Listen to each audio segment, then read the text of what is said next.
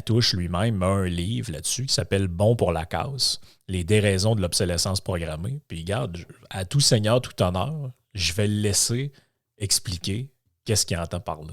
Alors, l'obsolescence programmée, c'est un grand mot qui n'est pas très familier au grand public, mais en revanche, la chose, et nous en avons tous l'expérience, nous avons tous l'expérience d'une machine à laver, d'un téléviseur, d'un ordinateur qui tombe en panne, et on va chez le vendeur, et alors là, le discours est du genre bon, non, l'électronique, ça se répare plus, il faut en racheter un neuf, ou bien, bon, on pourrait réparer, il n'y a pas de pièces détachées, ou bien, si on fait venir des pièces détachées, bon, mais ça va vous coûter presque aussi cher que d'en acheter un neuf, ou bien, bon, on va vous changer la carte mère, mais dans quelques mois, c'est le disque dur qui va lâcher, et donc, ça vous fera...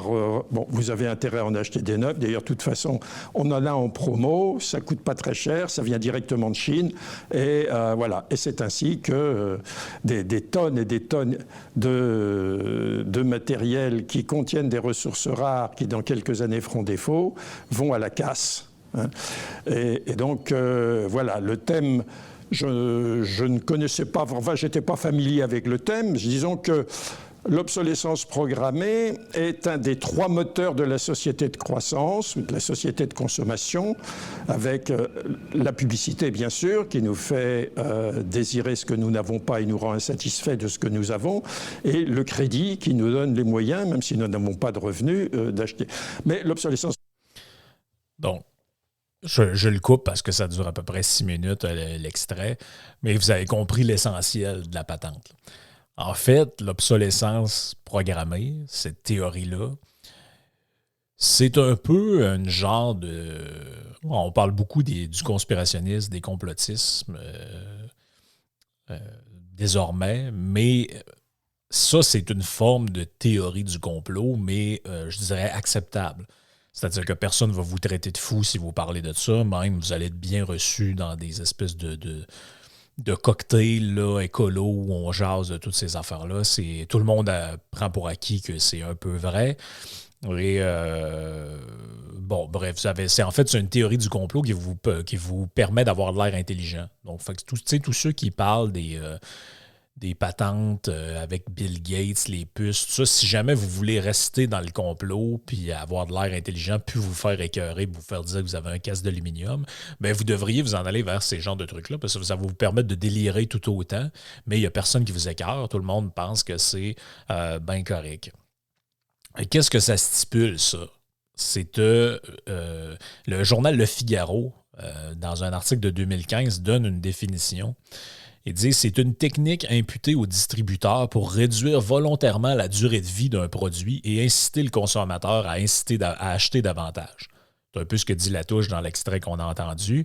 C'est-à-dire qu'il dit, bon, ben la société, l'économie de marché, de croissance dans laquelle on vit, ben, ça prend 3 affaires pour que ça continue à avancer. La publicité, pour que, dans le fond, ton téléphone, il est encore bon, mais t'en veux plus parce que tu as vu une publicité qui te dit que le nouveau est meilleur. Ensuite, le crédit, parce que ça te permet d'acheter des trucs avec de l'argent que tu n'as pas. Et aussi, évidemment, parce que c'était pas assez, l'obsolescence programmée. Donc, ce qui fait que tu achètes une imprimante, elle pourrait en réalité être bonne pendant 20 ans, mais au bout de 2-3 ans, l'imprimante commence à délirer. Et ça a été fait volontairement. Et dans l'article du Figaro, c'est drôle, le 25 juillet 2015, on dit « L'obsolescence programmée est désormais un délit passible de prison ».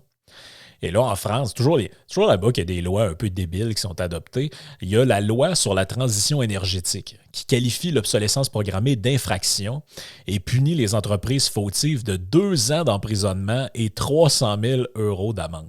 Ce qui est quand même assez fort de café, vous en conviendrez.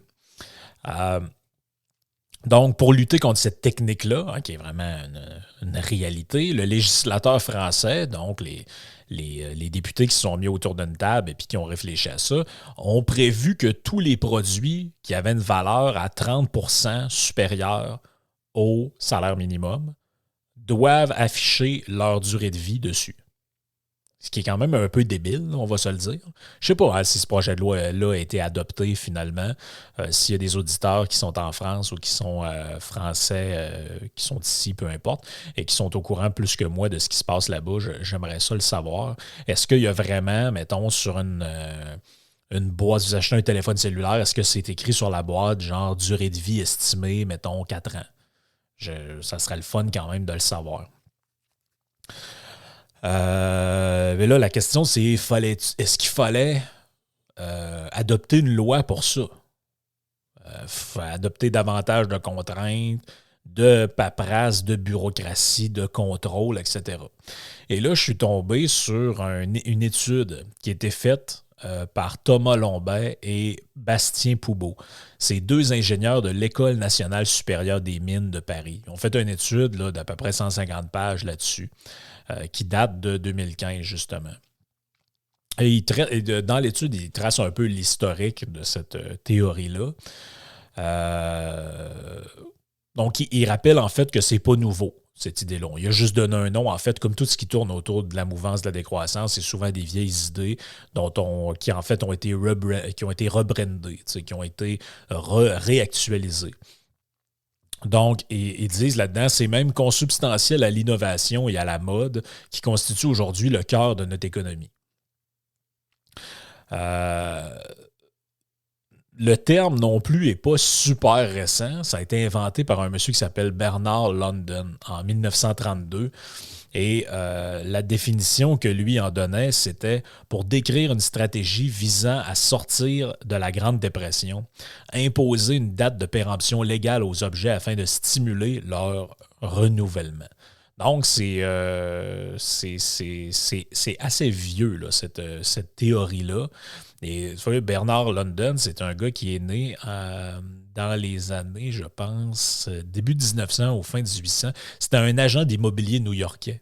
Et c'est ça, il est connu parce qu'en 1932, il a écrit une espèce de manifeste d'une 20aine de pages qui s'appelle « L'obsolescence planifiée ». Et bref, c'est ça, il est connu pour ça. Vous pouvez le retrouver sur Internet. Le papier s'appelle « Ending the Depression Through Planned Obsolescence ». Donc, c'est facile de le retrouver quand même en fouillant pas trop loin. Donc, l'idée d'imposer une genre de date de péremption aux objets. Mais tu sais, cette date-là ne doit pas être connue, évidemment, parce que comme vous comprenez, c'est quelque chose d'occulte. C'est un peu... Il ne faut pas que les gens le sachent. C'est dans les années 50 que l'idée de l'obsolescence programmée se développe. Non plus nécessairement en limitant la durée de vie des produits, mais en accélérant le renouvellement des gammes. Bon, un peu ce qu'on appelle les effets de mode. Et tu avais un designer industriel, Brooks Stevens, qui disait « Il s'agit d'inculquer à l'acheteur le désir de posséder quelque chose d'un peu plus récent, un peu plus meilleur, un peu meilleur et un peu plus tôt que ce qui est nécessaire. » Dans les années 60, ce truc-là, c'est drôle parce que les gens qui parlent de ça aujourd'hui n'arrêtent pas de dire « Ah, mais les électros que nos grands-parents puis nos parents avaient achetés dans les années 60, ils étaient tellement mieux que celles d'aujourd'hui. » Mais déjà dans les années 60, les gens parlaient de ça, en fait, là, et voyaient, s'imaginaient cette réalité-là. Donc, cette technique-là a été critiquée, évidemment, parce qu'on disait, bon, ça augmente la production de déchets, ça aliène le consommateur. Dans les années 70, les deux auteurs de l'étude écrivent qu'il y avait des sondages qui indiquaient déjà que, selon la perception des consommateurs, la durée de vie des produits qu'ils achetaient diminuait. Donc, c'est pas une idée récente. Hein? C'est pas une affaire qui apparaît dans les années 90. Et là, tout d'un coup, on se rend compte qu'à cause qu'on achète des trucs qui viennent de la Chine, ça ne dure pas longtemps. Non, c'est très vieux. Même dans les années 60-70, les gens faisaient des enquêtes d'opinion. Et les experts, les gens qui sont de l'opinion demandaient ça aux gens au travers des questions, la perception qu'ils ont sur la durée de vie de leur objet. À l'époque, on appelait ça des biens de consommation durable. Là, les gens disaient, mais c'est plus comme avant, c'est plus ce que c'était. Et là, c'est vraiment là qu'on on arrive un peu sur l'angle conspirationniste de la chose, c'est-à-dire que le sujet, ben, on passe son temps à revenir au devant de la scène là, médiatique depuis quelques années, entre autres là, dans tout ce qui est mouvance green. Et là, c'est tout le temps présenté un peu sous l'angle d'un genre de conspiration industrielle qui pousse à la consommation et qui accélère la crise écologique, la crise climatique, ce genre de truc. Et même dans le petit extrait qu'on entend, la touche qui dit, c'est en fait, on s'en va droit dans le mur parce que, bon, tous les objets qu'on jette, ils sont remplis de métaux rares. Évidemment, dans pas longtemps, il n'y en aura plus. Puis en gros, on s'en va carrément à la catastrophe à cause de ça. Les deux auteurs de l'étude disent, ouais, cette idée-là, elle ne fonctionne pas vraiment. Elle n'est pas raisonnable. Et voici pourquoi. Ils disent, et je les cite dans l'étude, seul un cartel d'industriels évoluant dans un marché saturé aurait intérêt à mener une telle stratégie et resterait à la merci d'un nouvel entrant. Donc, dans le fond, une nouvelle personne ou compagnie qui arriverait pour fabriquer les mêmes produits qu'eux. Ils disent, dans le contexte économique actuel fortement concurrentiel, ben, les fabricants ont tout intérêt à soigner leur image de marque et à innover en proposant les meilleurs produits possibles. La stratégie de l'obsolescence programmée ne semble pas être une option réaliste. Donc, c'est-à-dire qu'en fait, il faudrait que, pour que ce truc-là fonctionne, il faudrait que le complot, en fait, soit carrément généralisé à toutes les entreprises. Sinon, écoutez, si vous produisez des imprimantes ou peu importe des frigos, puis vous dites, bon, ben, regarde, pour que le monde en achète plus, là, moi, j'ai mis un affaire dedans. Là. Après 5 ans, il est fini, c'est sûr. Ben, la compagnie d'à côté qui ne fait pas ça, tout le monde va se garrocher là, parce qu'ils vont dire, ouais, mais j'ai déjà acheté un frigo, mettons, General Electric. Après 5 ans, il était brisé, puis mon beau-frère, ma belle-sœur, ma mère, puis tout le monde que je connais ont acheté une autre marque. Ça fait 15 ans qu'ils l'ont, puis il marche encore. Ben, en fait, tu ruines tu ruines ta réputation dans un marché comme celle-là. Donc, il y a fort à parier qu'une compagnie qui ferait ça, ben, serait dans une position là, extrêmement vulnérable d'un point de vue de sa réputation dans le marché. Là. Donc là, pour que ça fonctionne, il faudrait que tout le monde fasse ça. Si tout le monde fait ça, ben, c'est fait de manière concertée. Donc, en réalité, il y a une sorte de conspiration industrielle. Sinon, je veux dire, ça ne peut pas exister. Là. Eux, ils ne sont pas vraiment convaincus non plus dans l'étude. Ils parlent des preuves qui sont données. Et les preuves qui sont données, en fait, sont toujours un peu pareilles. C'est tout le temps des références un peu personnelles. Ma grand-mère qui avait un poêle, il a duré longtemps, etc. Et en fait, il y a tout le temps un exemple qui revient, vous l'avez sûrement déjà entendu, c'est le fameux exemple de l'ampoule. Bon, donc, de quoi il s'agit, en fait, c'est une ampoule, un globe de lumière, qui était installé dans la caserne de pompiers de Livermore, en Californie, en 1901. Et je ne sais pas si c'est encore le cas aujourd'hui, mais il y a quelques années, les pompiers avaient installé une webcam qui filme continuellement l'ampoule. Et là, ils disaient, au bout de 3 ans, la webcam était brisée, elle ne fonctionnait plus. Et l'ampoule, elle, qui était là depuis 1901, fonctionnait encore. Et là, ils disaient, ben, c'est la preuve que les produits d'antan fonctionnent et que les produits d'aujourd'hui ben, sont très cheap, ne fonctionnent pas parce que la webcam en 3 ans était brisée, l'ampoule a presque 100 ans, maintenant plus de 100 ans, et elle fonctionne encore. Et là, ils disent, si les ampoules d'aujourd'hui étaient faites comme celles du temps, ben, ils fonctionneraient encore. Mais ce qu'on ne dit pas là-dedans, en fait, c'est que l'ampoule de Livermore, au début de sa vie utile, elle a 60 watts de puissance. Donc, un éclairage, ceux qui vous l'avez essayé chez vous, là, dans une lampe, mettez une 40 watts, 50, 60 watts, 100 watts, voyez la puissance que ça a. Aujourd'hui, au moment où eux ils écrivent l'étude, l'ampoule, en fait, elle a une puissance de moins de 4 watts. En fait, elle a à peu près 0,3% de son éclairage d'origine. Son rendement a été réduit par 24.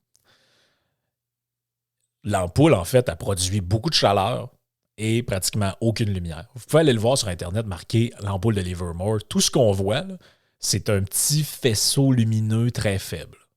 C'est tout ce qu'on voit. Personne ne peut s'éclairer avec ça. Là.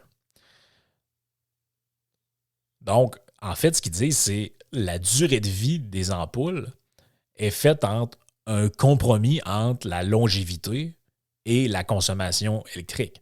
Parce qu'on s'entend que l'ampoule, ça sert à quoi qu'elle dure 100 ans si, au bout de, mettons, 10 ans, ah oui, elle est encore bonne pour 90 ans, mais dans les 90 prochaines années, elle éclaire plus, elle fait que chauffer, puis elle prend énormément d'électricité par rapport aux nouvelles qui sont là.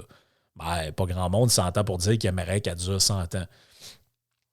Et là, il y a plein de documentaires sur l'obsolescence programmée. Dans le livre de Latouche, c'est là, Bon pour la cause, je ne sais pas si j'avais dit le titre. Et avec cette espèce d'ampoule à incandescence-là, c'est comme un filament de carbone, en fait, qu'il y a à l'intérieur. Et les gens qui dénoncent l'obsolescence programmée là-dedans, ils voient dans cet exemple-là que c'est la possibilité, ça illustre la possibilité de fabriquer des objets extrêmement durables. Puis là, je cite l'étude à la page 38. L'abandon de cette technologie est selon eux une preuve de l'existence d'un complot industriel.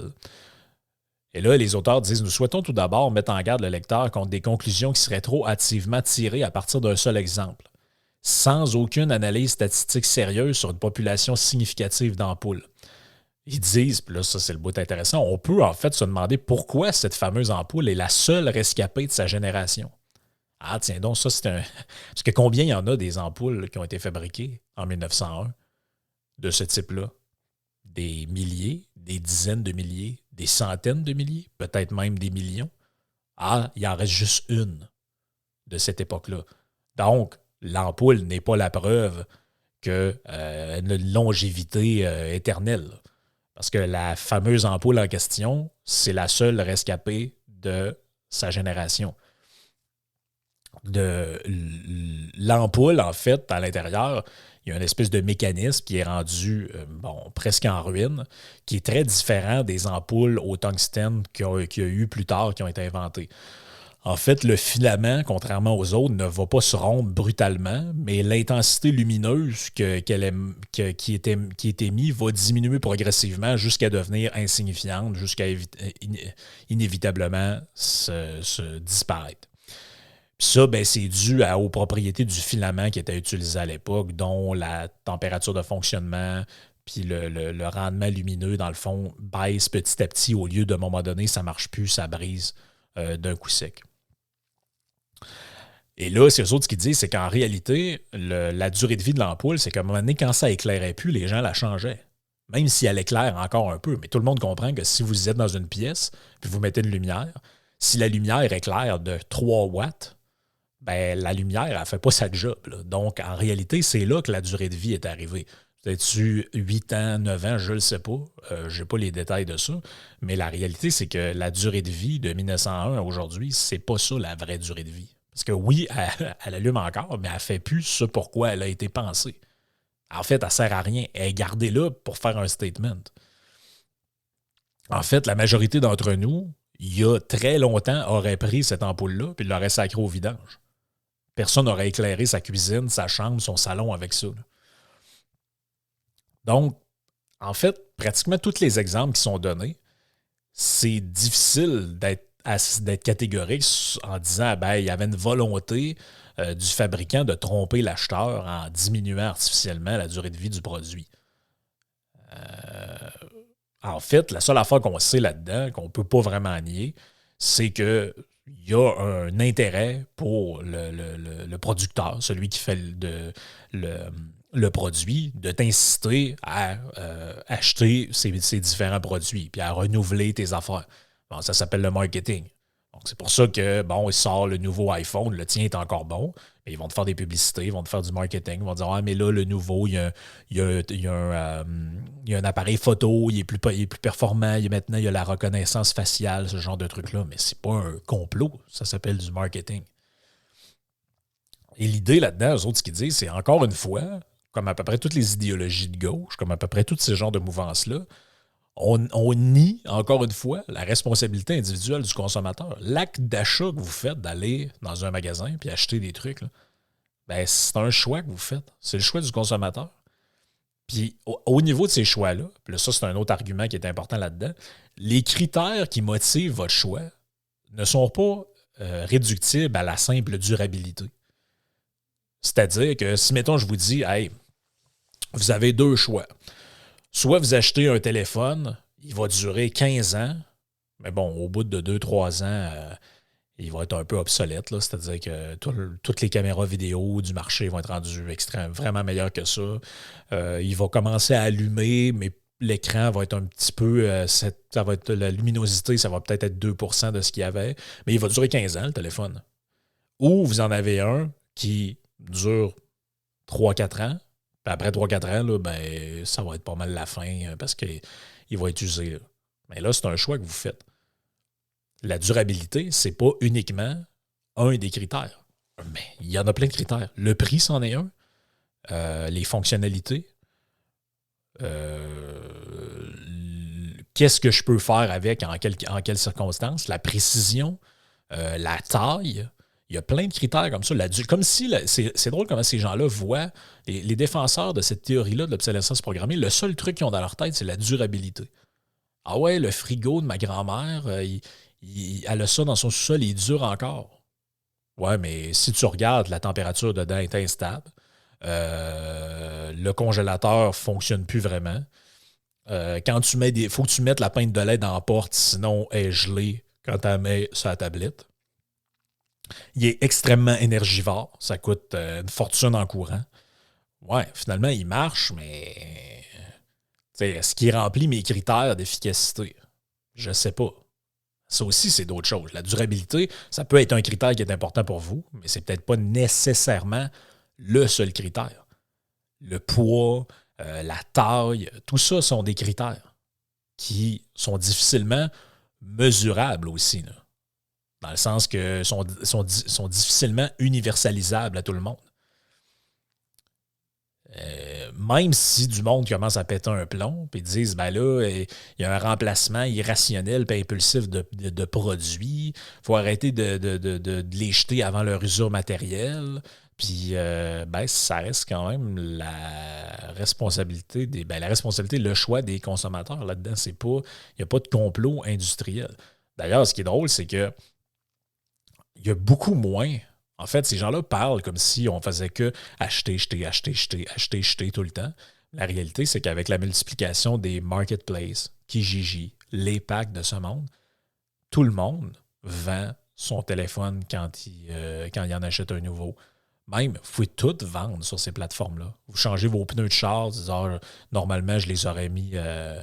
sont vraiment maganés, je les aurais mis. Non, il y a quelqu'un qui va venir les chercher. Ah, c'est juste pour mon pick-up que j'utilise juste au chalet, je m'en fous si les pneus sont maganés, tant que ça roule. Vous avez des vieilles portes de maison. Ah, non, mais jette-les pas, moi je les prendrai, je te donne 10$ la porte. Ah, OK, parfait. Puis c'est comme ça. En fait, c'est des nouveaux instruments qui permettent de réutiliser beaucoup de choses.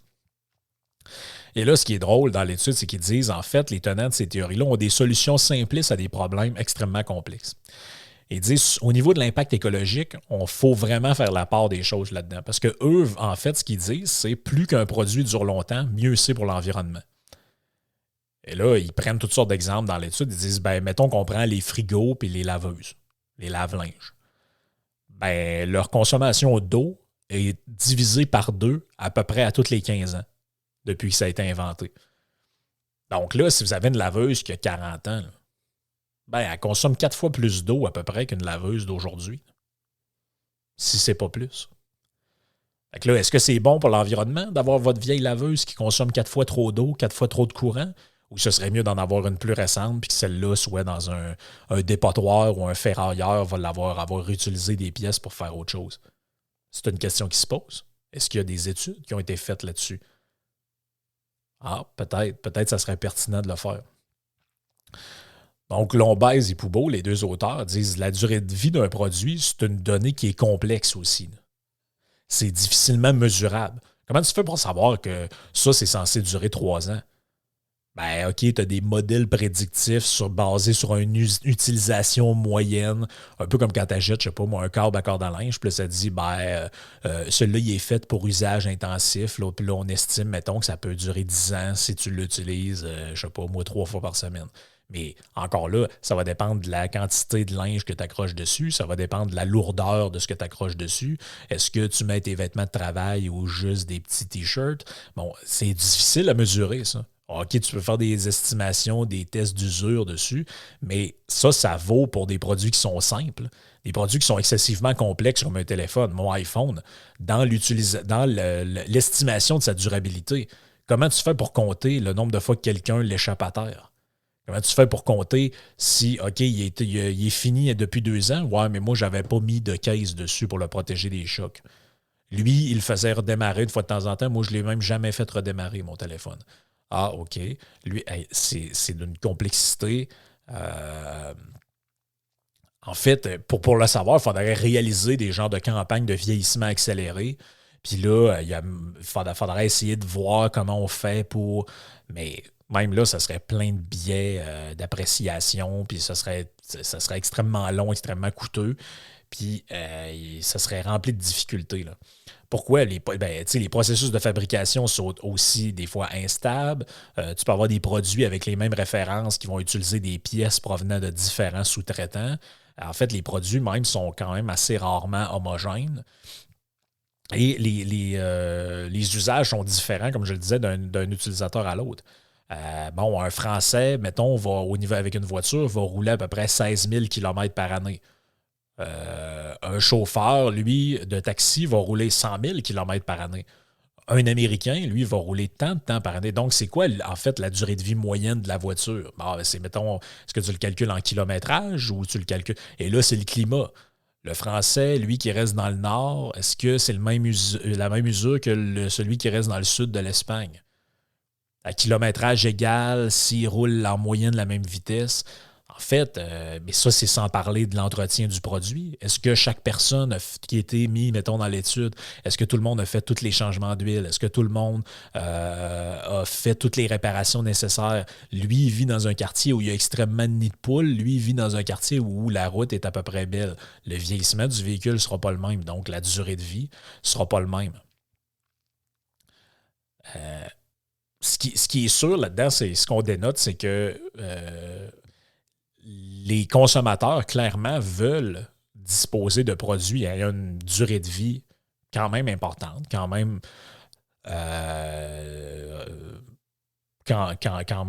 acceptable. Et les compagnies sont capables de le faire, sont capables de produire des produits qui durent assez longtemps. Mais pourquoi ça se ferait pas selon ces gens-là qui disent « mais ça n'a pas de bon sens, une imprimante qui est brisée au bout de 2 ans. » Ben, parce qu'il y a la question du prix, les amis. Parce que là, ils sont très bien capables de vous produire une imprimante qui va durer 25 ans. Mais ça se peut qu'elle ne coûte pas 49,95. Est-ce que les consommateurs sont prêts à payer pour la qualité? Parce que quand vous allez dans un magasin d'électroménager ou dans un concessionnaire automobile, ou peu importe, vous avez différentes gammes de produits. En général, qu'est-ce qu'on fait la majorité des gens? On essaye de trouver le meilleur truc à rapport qualité-prix. Ouais, ce four-là, il a de l'air quand même bien, à un prix raisonnable. Mais si vous voulez quelque chose, si la durabilité est votre unique critère, ben, vous allez prendre le plus cher ou celui qui vous allez regarder sur Internet. Ouais, ça, c'est vraiment classé comme quelque chose. Il y a une garantie de 25 ans dessus. Fait que probablement que je pourrais jamais venir au bout de ce type de produit-là. Fait que la difficulté de mesurer la durée de vie d'un produit, d'une part. L'absence d'informations futures sur l'utilisation du produit.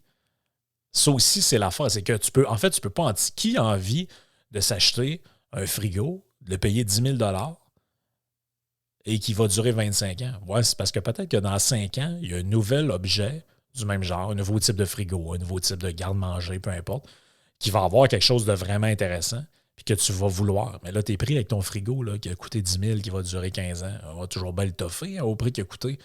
Ouais, sauf que lui, il fait pas telle affaire. Il permet pas de préserver la nourriture plus longtemps qu'un autre. Ah, tiens, non, ça aussi, peut-être, ça serait à prendre en considération. Si, mettons, la technologie fait qu'il y a un nouveau type de frigo, il consomme moins d'électricité et il permet de garder tes fruits et légumes dans tes tiroirs beaucoup plus longtemps qu'un autre frigo parce que, bon, il y a un système dedans qui fait qu'il calcule l'humidité ou whatever. Ben, c'est à prendre dans le calcul. Fait qu'en réalité, la personne qui acquiert un bien, elle ne peut pas vraiment juger de la fiabilité du bien qu'elle achète nécessairement là-dedans. Et c'est assez dur à faire d'emblée comme ça. Donc, l'obsolescence programmée, ça apparaît clairement comme un concept polémique, basé sur l'idée que les fabricants produiraient sciemment des produits de mauvaise qualité afin de maximiser le renouvellement de ces produits-là. Un des affaires qui est clairement montré par l'étude, puis que, évidemment, je pense que vous vous en rendez compte peut-être vous-même, ça fonctionne beaucoup, ça, sur le biais du survivant. Qu'est-ce que c'est que le biais du survivant? C'est un biais cognitif. On avait parlé dans le podcast avec Daniel Kahneman sur les fameux biais cognitifs dans le podcast Thinking Fast and Slow. Ben, le biais du survivant, c'est quoi? C'est que, par définition, comme dans le cas de l'ampoule, les seules machines à laver vieilles de 30 ans que vous pouvez voir, c'est celles qui ont survécu toutes ces années-là. Toutes les autres qui ont été pris et ont été foutus au vidange, là, ben, ils sont plus là. Fait que par définition, toutes celles qui restent, vous dites, ben, hey, ça a 30 ans, puis ça marche encore. Ouais, mais pour une de comme ça qui a 30 ans qui marche encore, il y en a peut-être 25, là. Il y en a peut-être 30, il y en a peut-être 50, 60, 100 dans un dépotoir. Comme l'ampoule. Hey, hey, dans le temps, ils faisaient des ampoules, début 1900, elle était encore bonne 100 ans plus tard. Ouais, c'est la seule au monde. C'est la seule au monde. Fait que là, le biais, c'est quoi? C'est de conclure que puisque j'ai une sécheuse qui a 30 ans et qui fonctionne encore, ben, les sécheuses fabriquées il y a 30 ans doivent être plus durables et doivent être plus de qualité que celles produites aujourd'hui, puisque celles de 30 ans existent encore. En fait, c'est une erreur logique de base. C'est basé sur ça, le biais du survivant. Parce que si je faisais parce que en réalité, si vous faisiez le calcul, ouais, c'est vrai qu'on en trouve qui ont duré longtemps. Mais en réalité, ma laveuse ou ma sécheuse, elle représente 1% de tous ces biens matériels-là.